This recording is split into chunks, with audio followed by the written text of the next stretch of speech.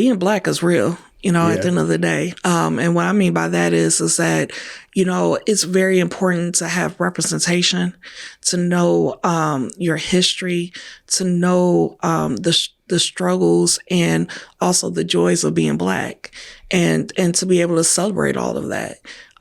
So, when I naturally illustrated the coloring book, I did it out of the love of being Black.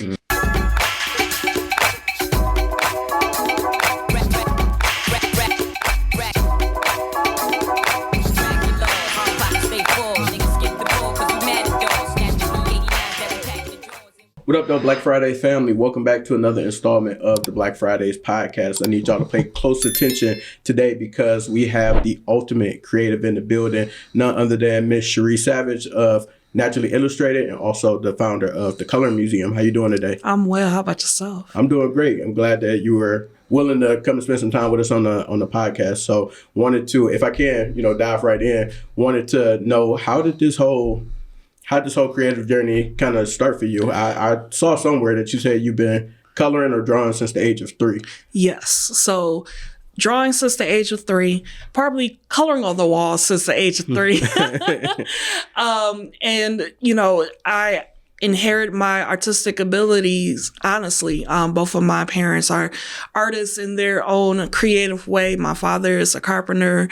My mother, she crocheted, braided hair, both of them very talented with their hands. Mm-hmm. And what would you say is where do you find most of your passion in terms of like your creative skills? Because you do a lot of different types of art styles, but what did you say is painting, drawing, illustration? What would you say? So digital illustration is my strong suit. When it comes down to my style, specifically more comic graffiti art. That's dope. That's super dope. And so Naturally Illustrated, when did that begin for you? So you've always had the creative knack, but when did you decide to dive into that as a profession? Yeah, so Naturally Illustrated actually is, it started from my self-published coloring book, Naturally Illustrated. In 2013, I decided to rock my hair in its natural state, and I wanted to illustrate that journey. I was binge watching tons of YouTube videos about how to take care of my hair naturally, learning about different product hair recipes to, service my hair. And it was one of those things that I got inspired by these YouTubers. And I'm like, okay, I'm not trying to be a YouTuber, but I wanted to be able to show my natural hair journey. And that's when I decided to illustrate a coloring book about my natural hair journey, and even incorporate a couple of natural hair recipes, product hair recipes that I learned along the way. So you'll find that in the coloring book, along with my artistic style. Me being an 80s baby, growing up in the 80s and the 90s, you definitely will get that vibe from the coloring book as well. So everything about what represent me as a person, my experiences, and including me as an artist is in the Naturally Illustrated coloring book. Very nice. And I have some follow-up questions to that, but I'm going to pause right now so I can introduce you to my favorite part of Black Fridays, which is Freestyle Fridays. So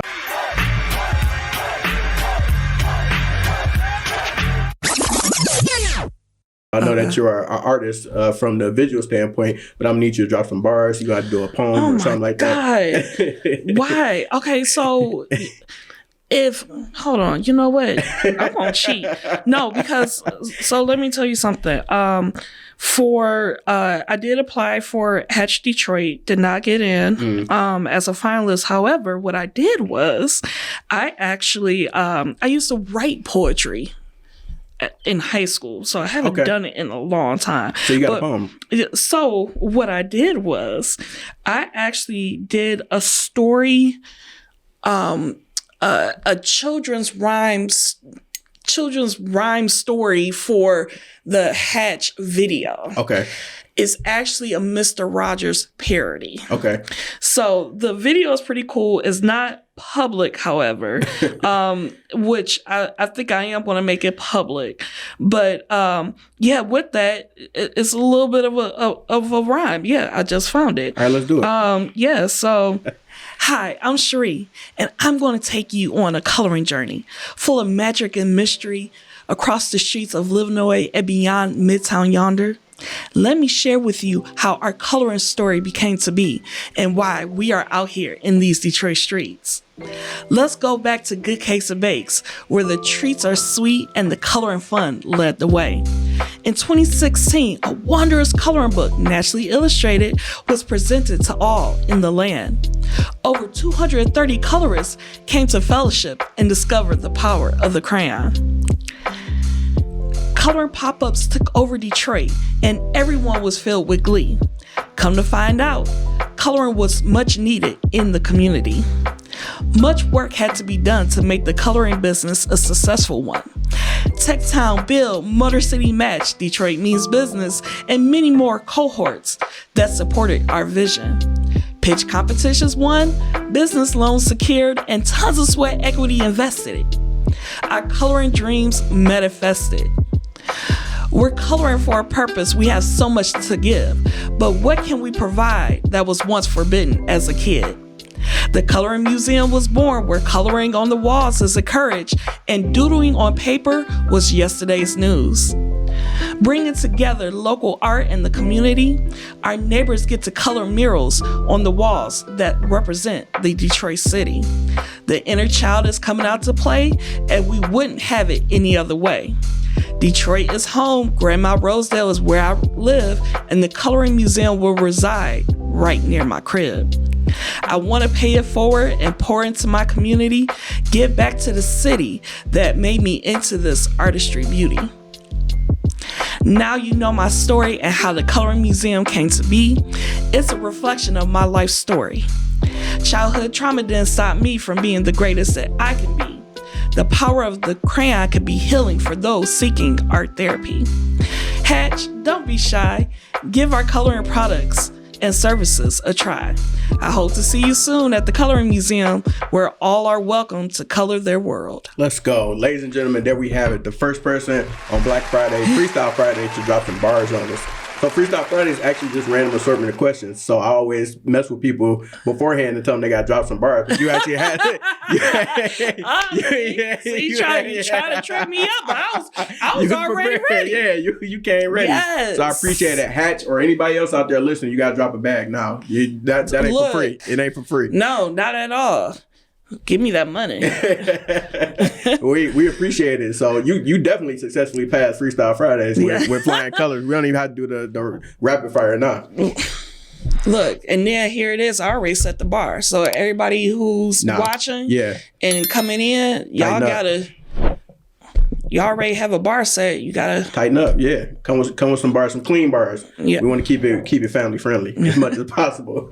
So thank you for sharing that with us. And I want to follow up on your journey when you're getting started with Naturally Illustrated. You had mentioned that you had created your own coloring book at that particular time, and I wanted to know what was the process in terms of getting that done. I've only seen very few people be able to curate and then actually publish their own like coloring books and things like that. And so I want to know, what was your journey like and how did that come about? Right. Goodness gracious. So, when I first started sketching the coloring book, well, first of all, it was literally almost a year before I actually self-published it. So I went through a process of first writing out, just like you will write a script, writing out what I want each page to look like.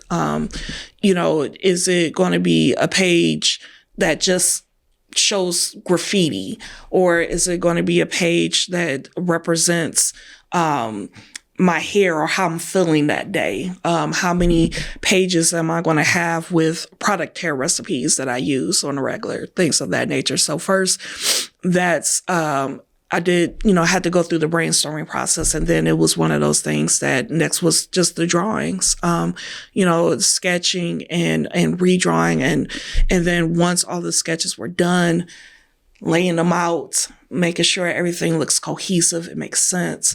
Matter of fact, there was one of my favorite ones that's out of the coloring book.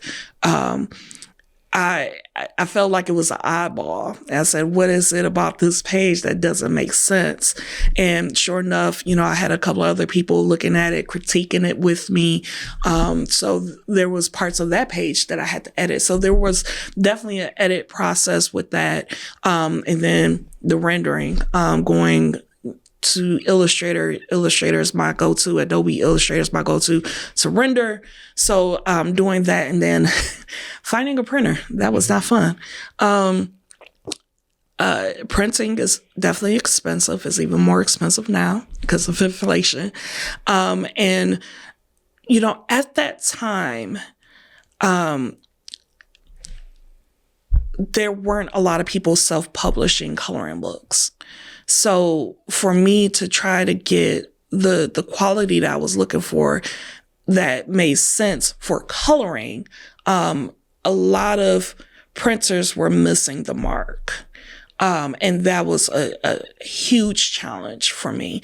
Even going through Amazon with their KDP printing, they didn't offer any type of coloring paper or the quality that I was looking for, right?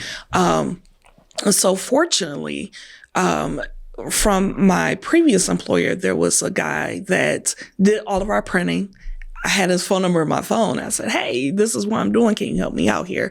And fortunately, we were able to get my coloring book to where I wanted to be and what I was expecting, what I was looking for. And that was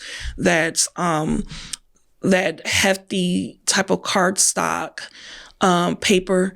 It was perforated at the time, so people can tear and share if they wanted to.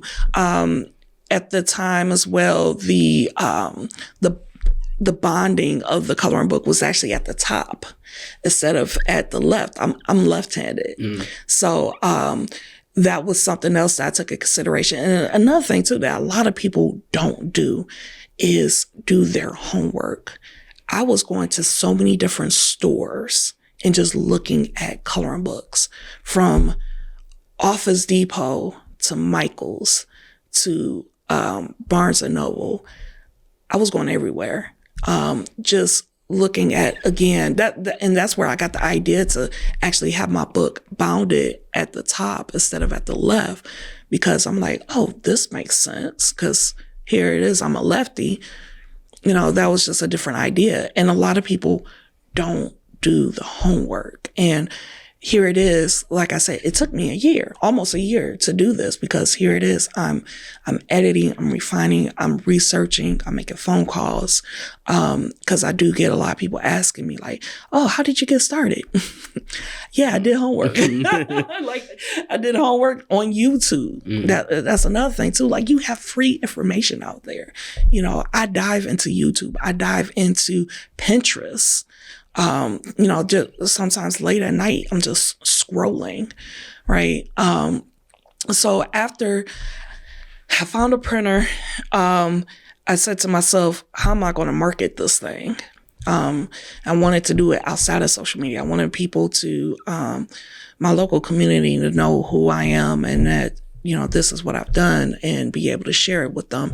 And that's when I came up with the pop-up coloring events. Very nice. Very nice. And then before we get into, as far as the pop-up coloring events, because I know that eventually led to the coloring museum, before I get into that, wanted to ask more about the additional products that you create, because you've been able to curate different crayons, markers, and then also other things that people are able to color, such as pillows and things like that. Is it the same process for you that you just outlined in order to develop those products? And then also, I know that you're creative, and then like the way that most creators' minds work is, you have so many ideas and things that you want to put out there and see come to fruition, but then you have to really like hone in and identify what's going to be key for the business when you're operating in that way. So I just want to know if you had any tips for people on how do you focus on what's going to be, how do you feel a business need or be able to expand your business the correct way versus, just kind of throwing stuff out there and trying to do different things. Right. So, one thing is that going back to what you were saying about the ideas, having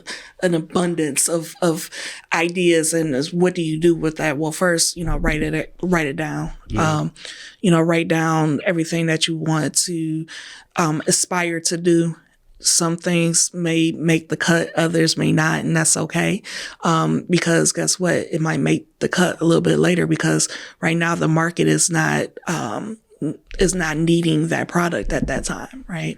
So, goodness gracious. So yes, I had a lot of ideas. My thing is that people are only going to want to color on a piece of paper, or pay to color on a piece of paper. Now, granted, they're paying for the experience, right? But also, what else can we color on? And at the time in 2017, that's when I came up with the coloring pillows.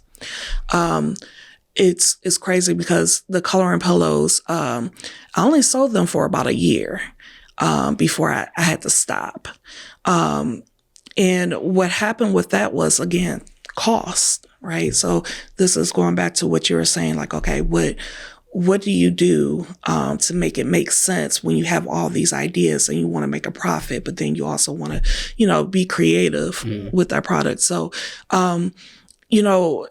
when I self-published my coloring book, let me just backtrack for a second. It was 2016. At the time, adult coloring was very popular. I think adult coloring maybe started in 2013 and it really hit its peak in 2015. It started to die off maybe in 2017. So when it came down to it, I had to say to myself, okay, what other products can I introduce? And that was the coloring pillow. The problem with the coloring pillow at that time was, one, people really weren't responding to it. They thought it was cool, but they didn't want to pay for the cost. And then, which at that time, I think I was only charging like $25. And it came with the markers, right? So, they didn't want to pay for it. They thought it was cute, but the cost was too high. And then to get it made, the cost was too high. So I had to scrap that idea. And even though as much as I loved it, it didn't make sense for my business. So it was just one of those things that I said to myself, okay, again, what can I do to kind of keep the business going? And that was to self-publish another coloring book, but that was focused more on kids. And that's when I came up with Emoji. So I did my series of emojis and then came up with new products for that. So my stickers, my buttons, and things of that nature. Absolutely. And you've been doing the your pop-up events for some time now. So could you talk about how those events, and then are you still doing pop-up events? Yes. Yeah. And we'll talk more about that. Okay. So we'll get into that in more detail a little bit later, but you've been doing your pop-up events for a while, still doing those. If you could talk a little bit about how those events transition into the coloring museum, and then being able to have your own space and then also curate unique events for your own situation. Yeah. So the pop-up events became a thing. It was never supposed to be a thing. It was not supposed to be part of my business model per se. It was just a marketing strategy that I used for myself to market the coloring book, Naturally Illustrated. And people enjoyed the community aspect of it. So it was one of those things that people came out, they colored, and they may buy a couple of coloring books and go home. And I said, okay, this is cool. My first coloring event was at Good Cakes and Bakes as my freestyle. Well, it wasn't technically freestyle, but as my story that I shared, it was over 230 people who showed up. Charles A. Wright was my largest turnout, where we had over 500 ladies to attend that event. So I said, okay, people like this idea. So obviously I need my own brick and mortar to make it make sense, because honestly, popping up is a little tricky.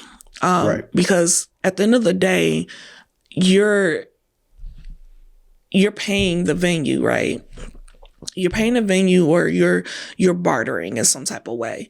Depending on the venue, you might be spending a couple $100 to rent out the venue. Mm-hmm. But then you also have the cost of the event, and then, you know, the ticket sales. So depending on how many people the venue can occupy, you have to look at that, plus how much are you going to charge for the tickets to make it make sense. Right.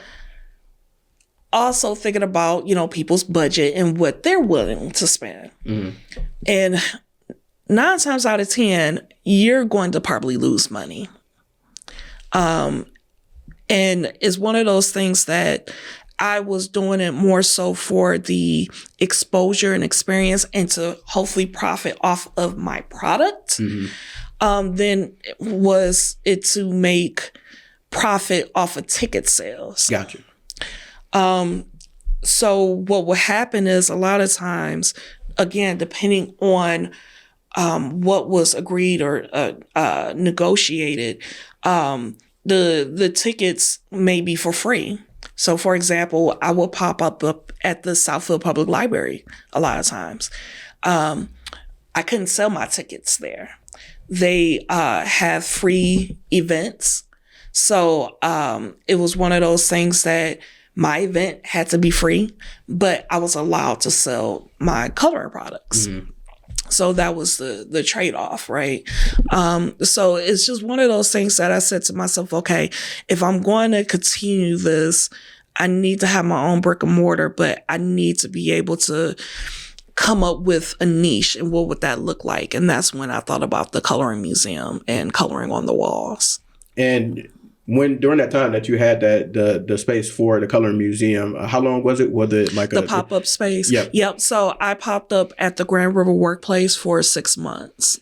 And during that time frame, you had a chance to do some super dope collaborations with local artists, which I know was like a big thing that you wanted to make sure that you do to be able to spotlight their work and their talent. How was it being able to get those collaborations in your space? Yeah. So, you know, fortunately, being part of the artist community and already having rapport with several well-known artists around the community, it was great that, you know, they were willing to support me and my business venture, and also be able to present their work in a different way, make it more interactive. So, you know, when it comes down to the Coloring Museum, for those who don't know, we're having black and white murals painted on our walls for you to color on the walls.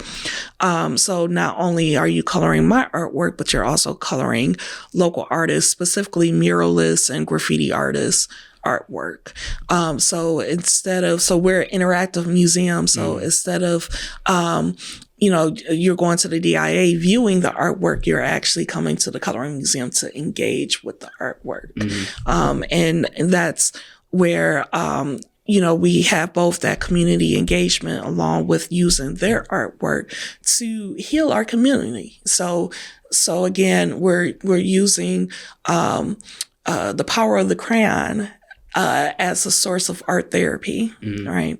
So it was one of those things that it took a lot of fine tuning over the years.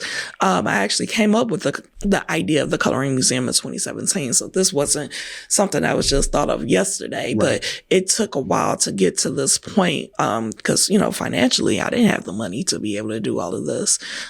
Being in the 300 square foot pop-up space, it cost me almost $20,000 to run that, with the startup costs and the build out and things of that nature. So, you know, it's not cheap. But yeah, so that's how, you know, it started from the pop-up coloring events, seeing that people wanted it, and then being able to transform those pop-up coloring events into something that was sustainable. So, and those 6 months that you were there were definitely impactful, because people from the community that, like I told you, I used to live in Rosedale. So the people who were in that area or around came to the Coloring Museum, got a chance to come in there and relax after work and be able to enjoy the space, enjoy the artwork, and kind of just be in the zone, so to speak. And I want to touch on like the representation of it all and the intentionality behind a lot of the artwork that you do. Like you had mentioned, you were on your own natural hair journey at a period of time. That's kind of around the time you started Naturally Illustrated. And then also the intentionality of the artwork that was in the Color Museum as well. And like just the representation, because young Black girls could come in there and see themselves represented in the form of an emoji or on some of the artwork that was in there, and just wanted to know why that was a huge focus for the type of art that you do in both of the spaces in Naturally Illustrated and then also the Color Museum also. Yeah, no, being Black is real. At the end of the day. And what I mean by that is that, it's very important to have representation, to know your history, to know the struggles and also the joys of being Black, and to be able to celebrate all of that. So, when I illustrated, Naturally Illustrated, the coloring book, I did it out of the love of being Black. Mm-hmm. And when it came down to rocking your hair natural, it was foreign to most Black women, because we were always taught. I know, Easter weekend, it was known to get your hair fried and curled, to be presentable. Whereas now, we have little Black girls wearing their 2 Afro puffs in their natural state. Mm-hmm. And so, it was very important that, the Coloring Museum,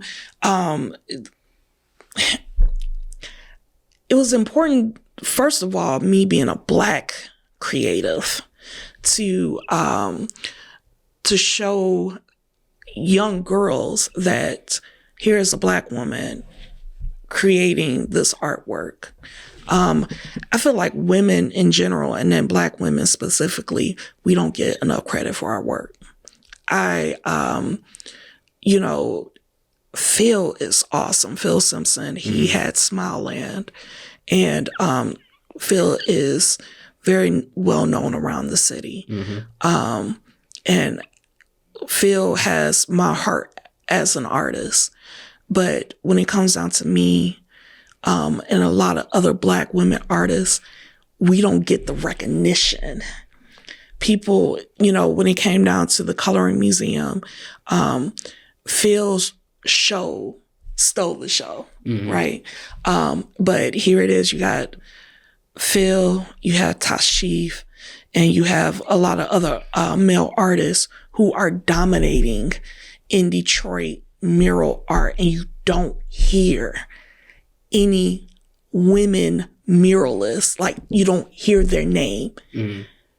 Maybe Sydney James, and that's it. And I just learned about her recently. Yeah. See, you just learned about her recently, but she's been out here for decades. That's the thing that was really important for me, to let them know, like, oh no, not only do I have this space, but that's my coloring book. And yes, I illustrated. Yes, I illustrated these emojis to, to reflect you and your emotions, and be able to, again, say it's okay to feel this way or feel that way. But at the end of the day, Black artists, Black women, we don't get recognized. So, for me, it's very important to know that not only have I created the Coloring Museum, but most of the artwork that you see in there is done by a Black woman. And that's what I want people to take away from, specifically people in my community. So these young Black women artists, young girls, know that they can do exactly what I'm doing and start breaking barriers, so they can be, so their name could be out there like their counterparts. So I hope I answered your question. No, you did. You did. I love that. I know I went on a little bit on a tangent. No, that was well needed, because I wanted to ask how do you feel that we can be able to, as a community, empower our Black women artists who are out here doing their thing and uplifting their voices, their artwork, things like that. And then also maybe for young up and comers or people trying to find their way, how do you set yourself apart so that you can make sure that you get your just due? We need the spotlight just like our counterparts. I mean, I think at the end of the day, a lot of us are grinding just as hard as they are. Mm-hmm. But for whatever reason, their work is not getting the representation, the recognition, I'm sorry, that it deserves. And I just feel like, for example, there's the Black Girl Art Show. They had it here, maybe a couple of years ago, but it started in Atlanta, if I'm not mistaken. Yep. And they pop up in Chicago and in New York. I want to even say Baltimore now. So, it's all about Black women, their artwork. And I think they just started doing the Black Boy Art Show as well. Why are things like that not highlighted? Mm-hmm. Like, I don't see it anywhere in the media. I need the media to make us a priority as well. And that's how you support us. You, for example, if you see a woman having her own art show, pop up. Mm-hmm. Say, hey, can I speak to you for a few minutes, or can I schedule something with you so I can highlight you? I need people to be more proactive in doing that. For sure. And I'm all for the mission. That's the essence of Black Fridays. My very first guest was a Black woman artist. So nice. Yeah, I'm all for it, and love curating original Black art. That's my thing. It's kind of like a hobby. I need to get back into it. I haven't done it in a minute, but I have a bunch of original Black art pieces at home. So nice. I'm all about that, and we're gonna continue to do that. So I'm right there with you. And I wanted to ask, how do you keep your creativity going, given the fact that obviously you have your businesses that you work on, then also you work for a national brand. I don't know if you mind, if you're okay talking about that. Mm-hmm. But being able to do work for them, that particular, like your day job, and then also have your businesses, how do you keep your creativity flowing? Because at least with friends and people I've seen in the past, the burnout rate can be high when you do it for work, a 9 to 5, and then you have to do it for yourself, and then you just keep that cycle going, and you never really have time to sit back and then be influenced or inspired by different things, because you're always in the cycle. Yep, you saying that makes me sleepy. Excellent question. It's very hard, and yes, the burnout is real. At my corporate job, yes, I am a creative there. I'm a multimedia designer, right? Mm-hmm. So just like what you just said, I have to be creative there. And then right after I get off of work, I have to continue to be creative along with having that business mindset. So my mind is going at 100 miles per hour a lot of times. And, it's hard. Sometimes I have to do a timeout for myself, sometimes watch some ratchet TV. Like, seriously, I know a friend of mine, he said, Sherrie, you are so intelligent, but you will sit up there and watch Real Wives of Atlanta in a minute. I say yes, because I just need not to think strategically. I just need to watch some ratchetness, so don't judge me. It's hard. Like I said, one thing that I do for myself, I am always watching some type of YouTube video. Mm-hmm. I follow a lot of artists on YouTube, Instagram, I'm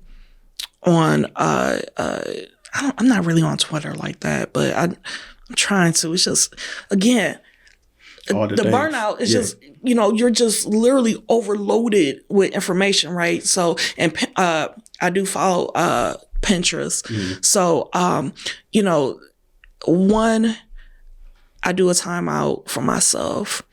Two, with that timeout, I try to clear out the noise. I will, like I said, watch my Ratchet TV and then reboot to go into, YouTube, getting inspired. Pinterest is my best friend, and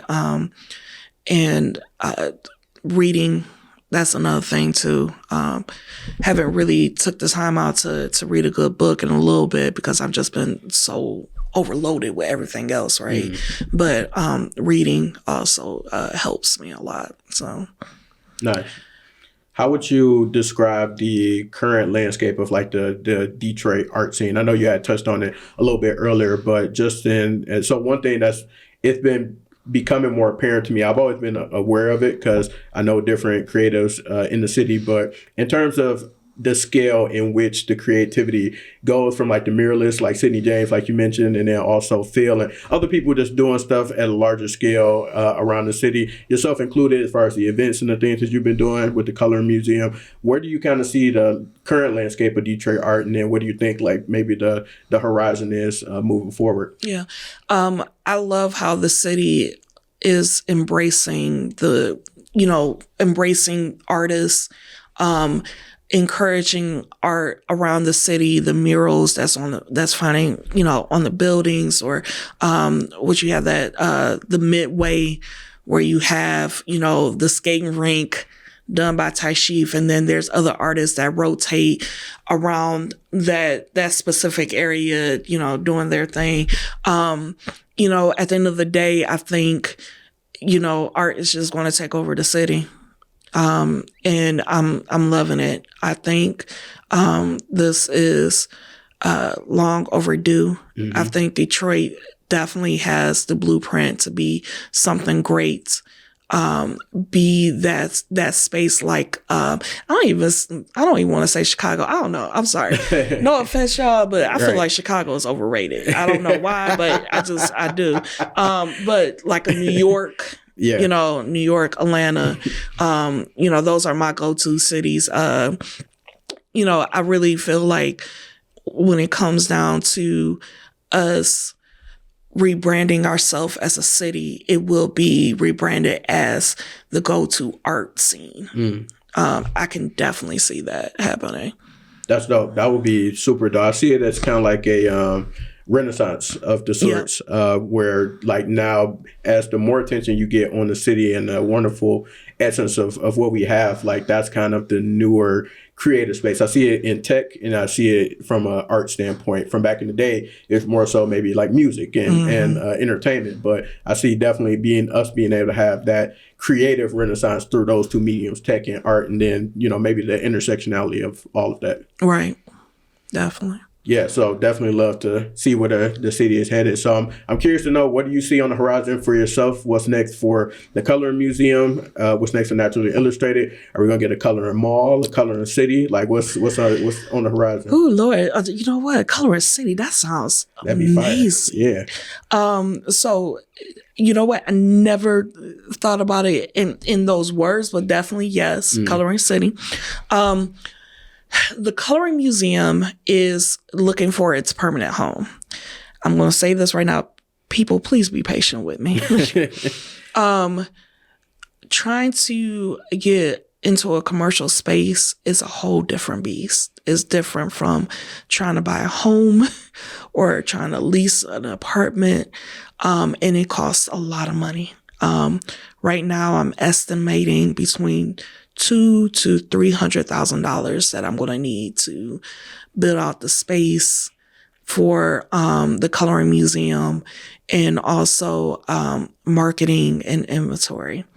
So with all of that, it's a process. It's a process of trying to win grants and then also applying for business loans. With, again, it's just a whole nother monster. So everyone, I still get phone calls and emails about when you're reopening, or are you open? Can we get a private coloring event?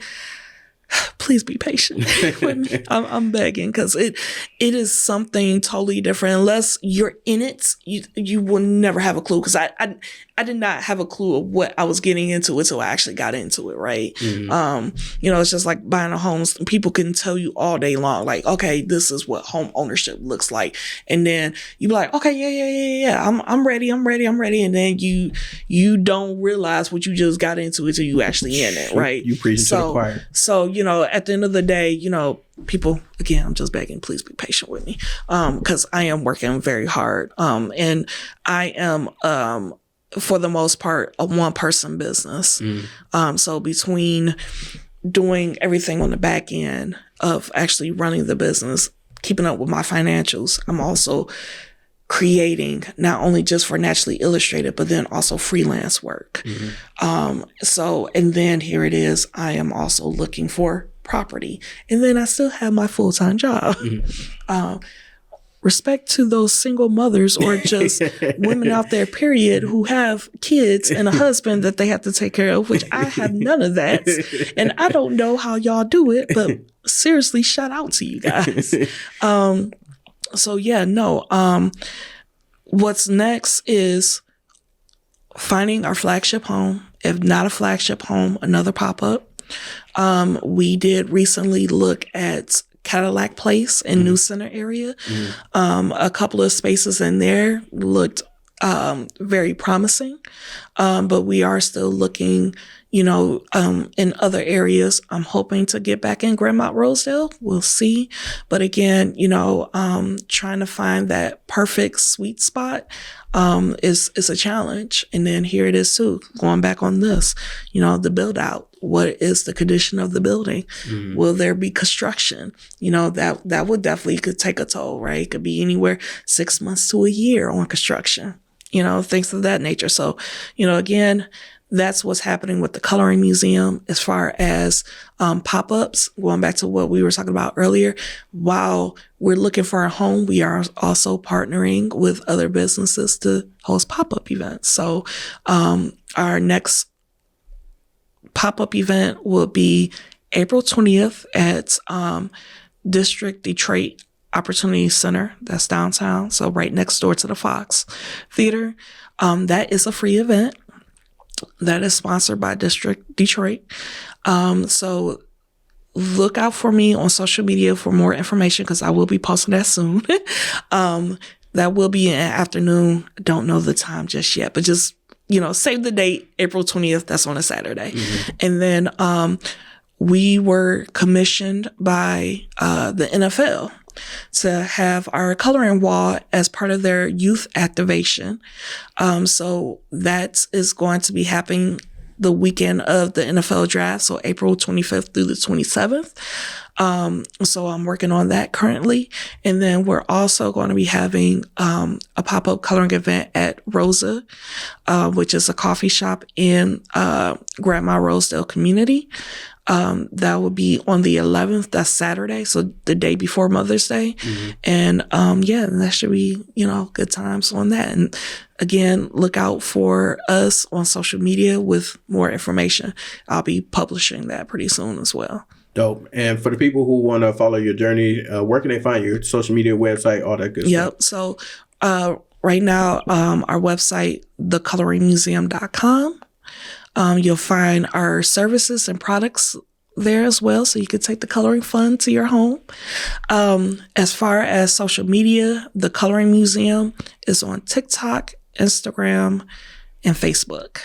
Yes. Perfect. Well, Sherrie, thank you for your time once again. I'm grateful for the work that you do, especially I'm definitely in awe of the representation and intentionality behind all of the things that you do, because it's super important, especially from a creator space. And appreciate you joining the podcast today, and looking forward to seeing the Coloring City come to fruition in the next, let's say 5 years. Just gonna give it 5 years. Definitely. And then definitely the researchers of the Coloring Museum and the pop-up events. Working with the NFL is super dope. So looking forward to the events that you have on the horizon. Thank you.